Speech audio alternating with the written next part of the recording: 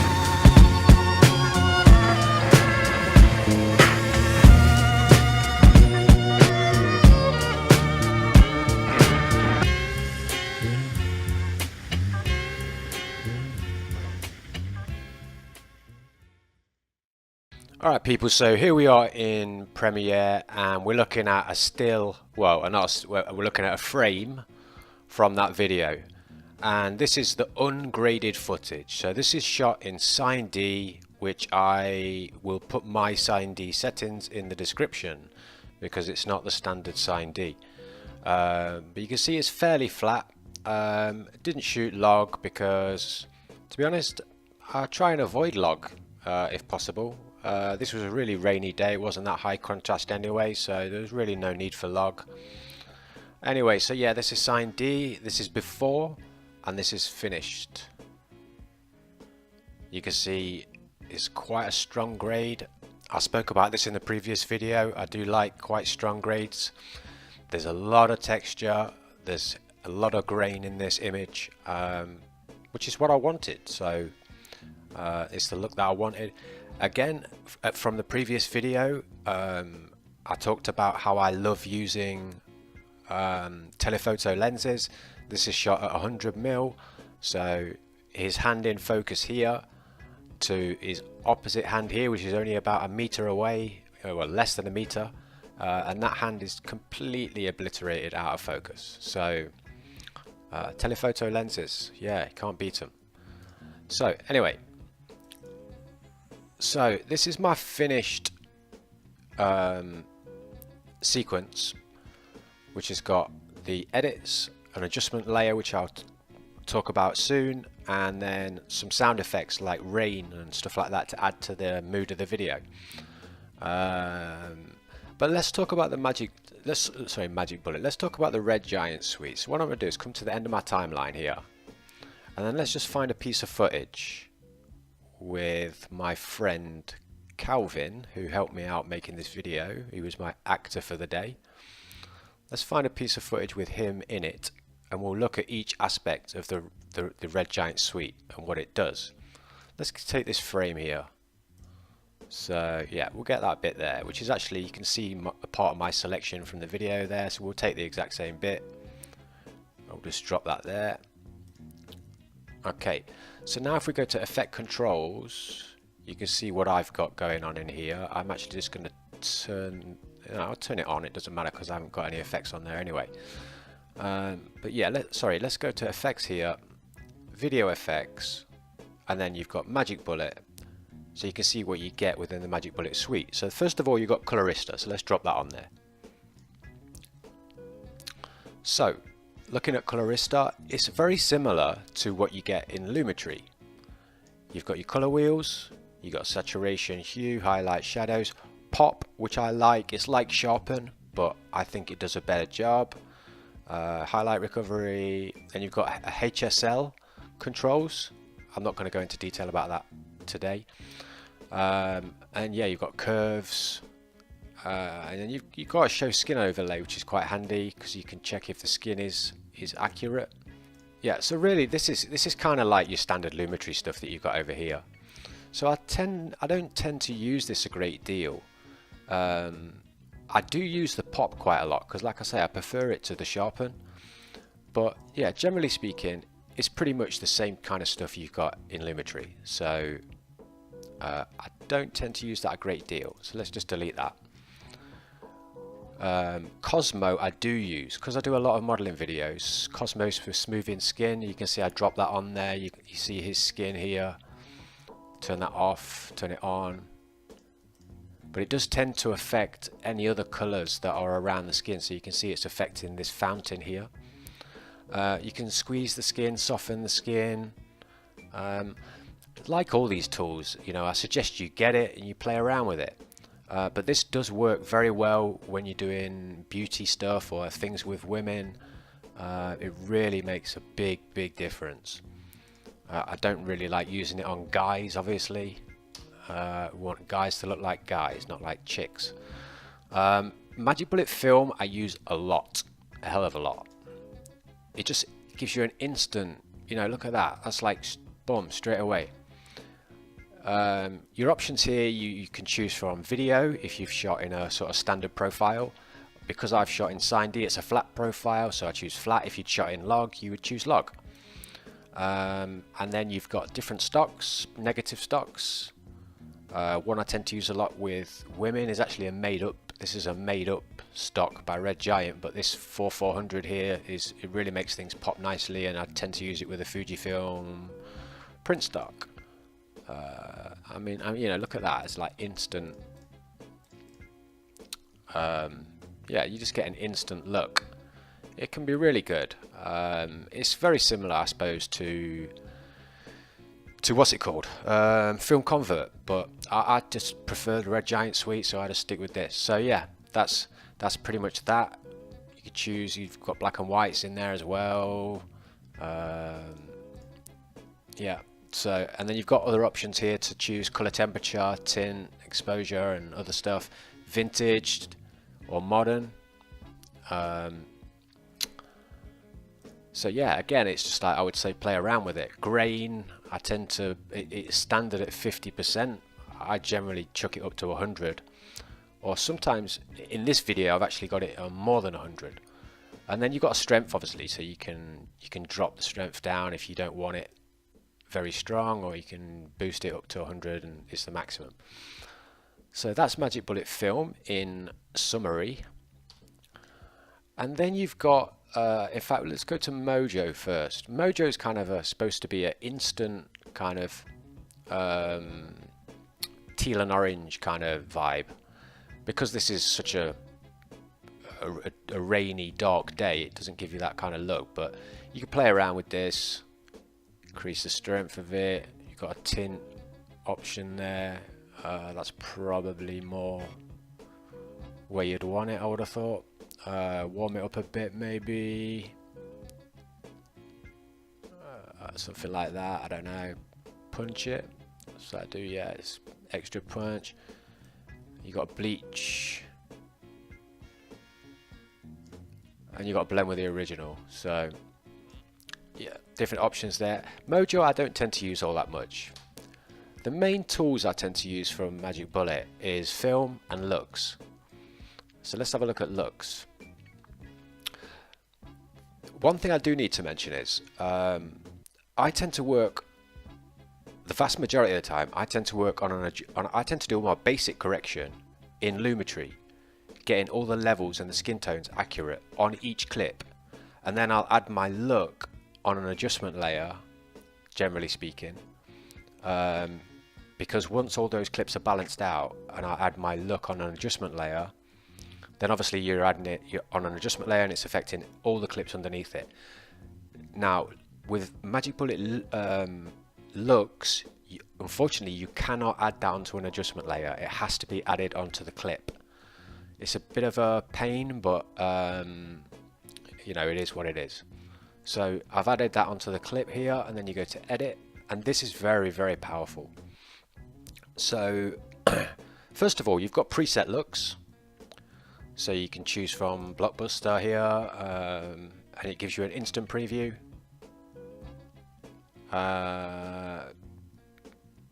Yeah, all different. Some of them are horrible, and depending on the footage that you've shot, you know, it will depend on whether the look works or not. You've got Blockbuster Cool. There's a little Pelham, which I suppose is supposed to be off Pelham 123. And then you've got Blockbuster Warm. And let's have a look. Indie. So you get the idea.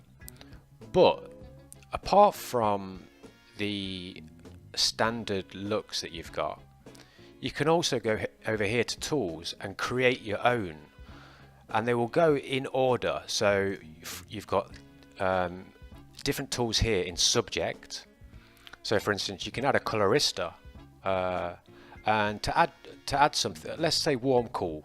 To add it, you just double click on it and it'll add it down here in the subject, and then you can just warm it up, or cool it down there, or warm it up, add a tint or whatever, and then you just keep building your tools up. So to delete it, you just drag it over there and it's gone. So let's have a look at some of the others. So yeah, you've got Cosmo in there as well, an exposure, you've got like a fill light, for example. No, in fact, let's add a spotlight. So you can add, let's say we just want to light his face. And you can use your middle mouse button to zoom in and out on the image like that. So let's say you want to lighten his face up.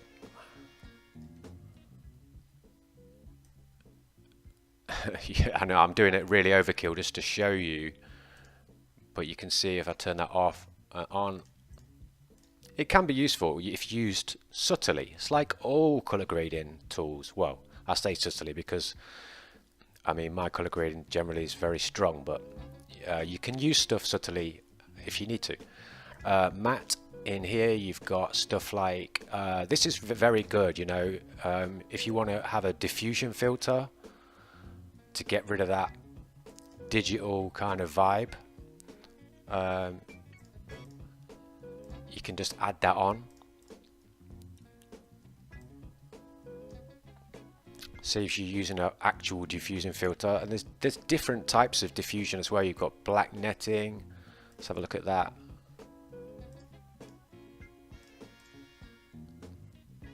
Probably not the ideal frame, to be honest, to be using this diffusion, and it probably would work better in better weather conditions. But then, yeah, so we have a look. You've got this is a good one that I use quite often, edge softness. So it will blur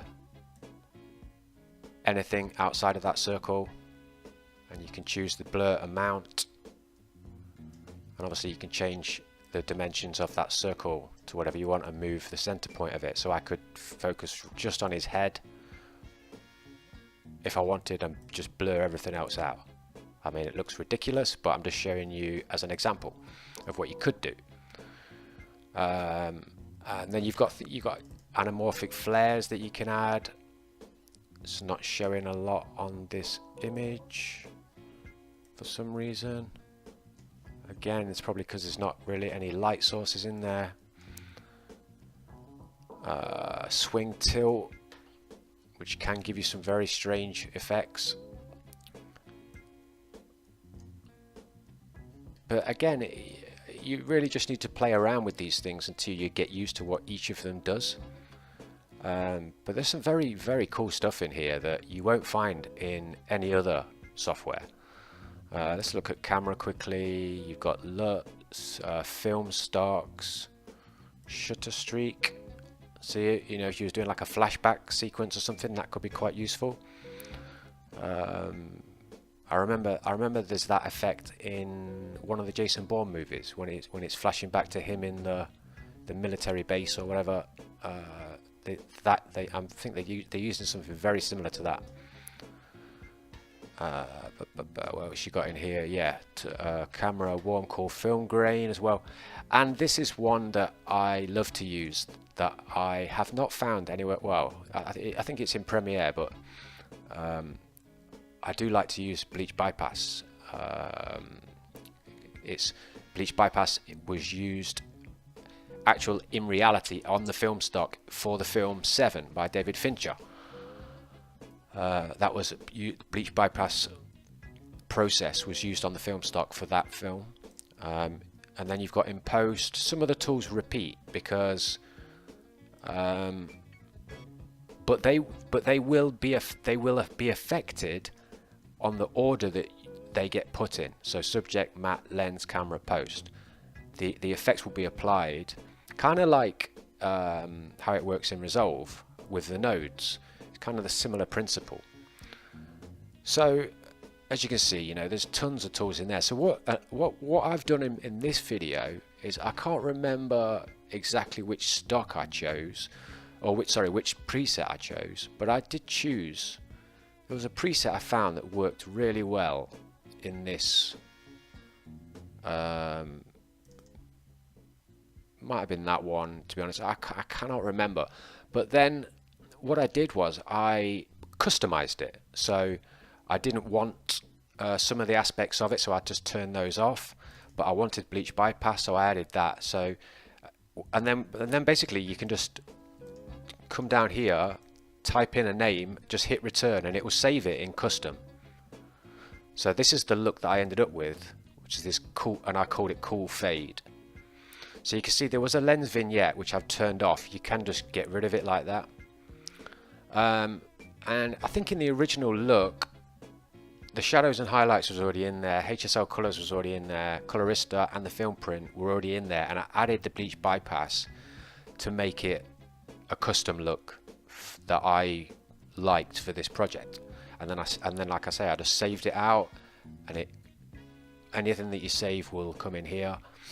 So then what I did is I applied that look to one clip, and then I just go to right click on the file, copy, and then I just selected all my clips, and then right click, paste attributes, and just make sure only looks is selected, and click OK, and then that'll apply that looks preset that you've created to all of these clips.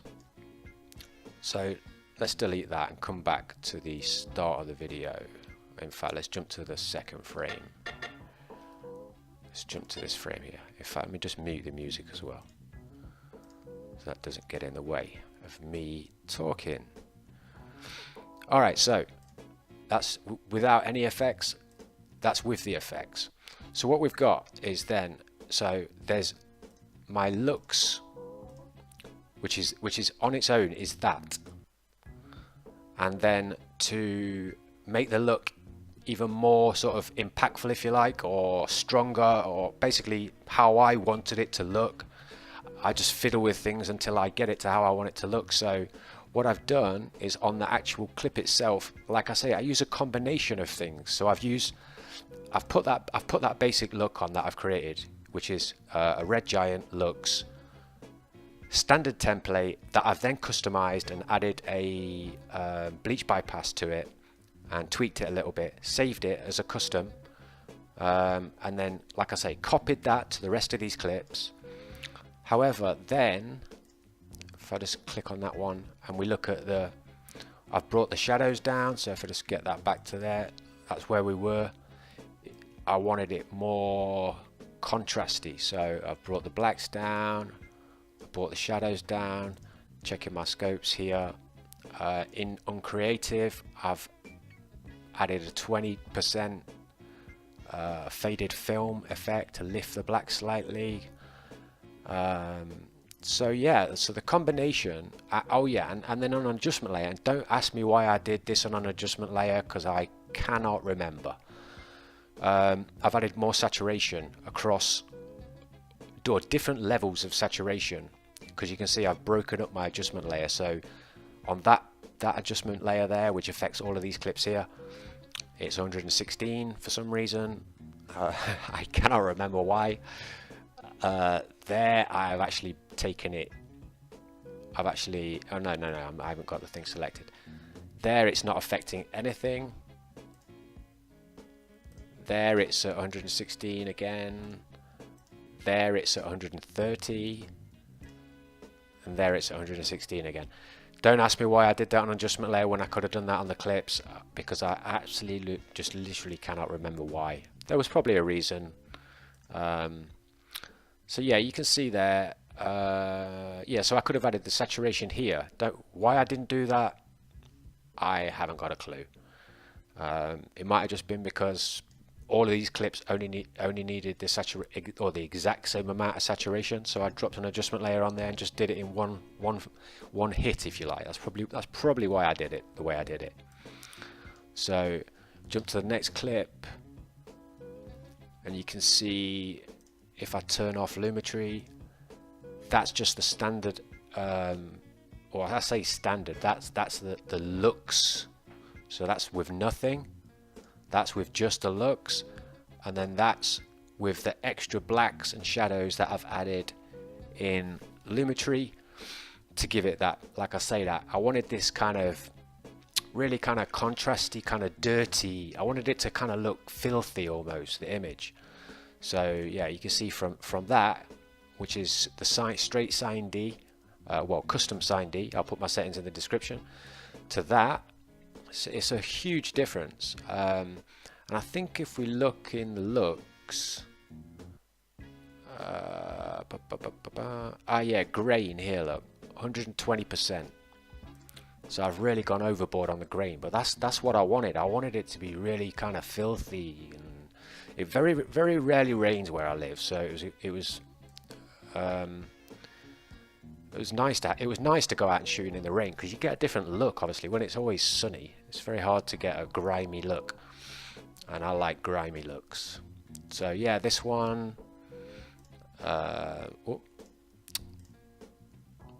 So yeah, that's straight out the camera. That's just the look, and then there again, I'm kind of mainly dropping blacks and shadows in Lumetri. Look at the next one.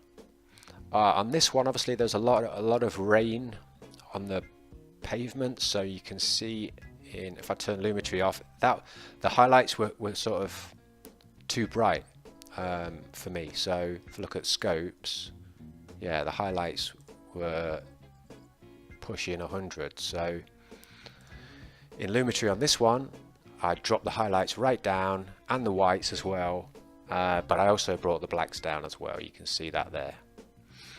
I'll turn that off, on. So yeah, I'm recovering my highlights slightly on that shot. Next one, again, you can see I'm getting a nice depth of field here. I'm using the shoulder rig that I've mentioned in previous videos, and I think I'm shooting on the 28mm Zeiss Discagon. So turn Lumetri off. Okay, so that look there is pretty much close to where it was. So you see, it can depend on the actual shot and what's in the shot. The look from Magic Bullet that I created in Magic Bullet Looks is pretty much there already. So when all I've done in Lumetri here is drop the shadows ever so slightly. So you can see clip to clip, it depends what I do in Lumetri. Yeah, this shot here, which is a really nice shot, I think. So if I turn Lumetri off, so again, this look was really having a real big effect on any colours that were in the brown area. So you can see that the look, if I turn that off, turn it on, the look has a massive impact because of the brown of the guitar and his leather jacket, which I did some tests and I told him to wear this brown leather jacket because I knew that the colour grading would work for that colour. It was his idea to bring the guitar, which was a great idea. And then Lumetri again, I'm just kind of in creative, using a bit of faded film, and in basic correction, just dropping the shadows down.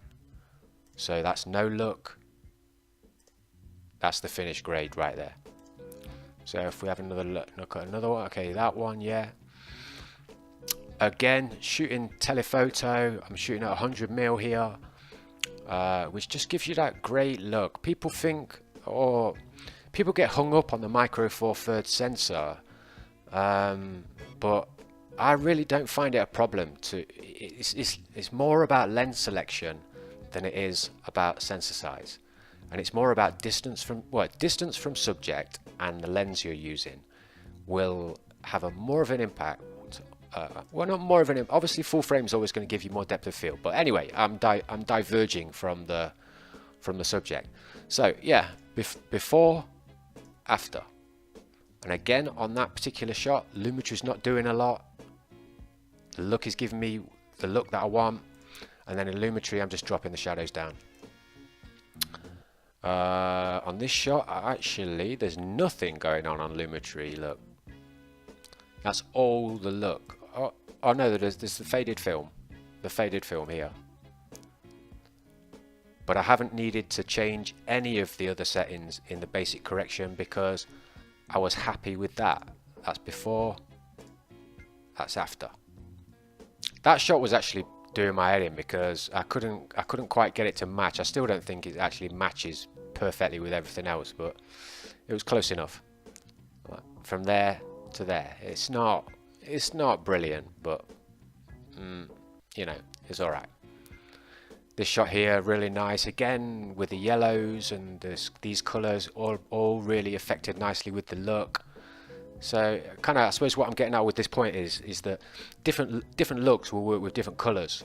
So you got to play around and find a look that works for what you're shooting. Because I remember I did some tests with this, and then I shot some stuff on a different day where it wasn't raining, and it looked terrible because it wasn't raining, the colors were different, and it just didn't suit what I was shooting at the time. So this look applied specifically to this video, and it wouldn't work on any other video probably. That's what I find when I do grading. The looks will work for the project that you're working on. You need to really be specific for that project, and not try and drag some look from some other project. It's being lazy anyway. But yeah, so that's before, that's after, and again, I didn't touch anything in Lumetri here. There's just the faded film, and on the adjustment layer there is you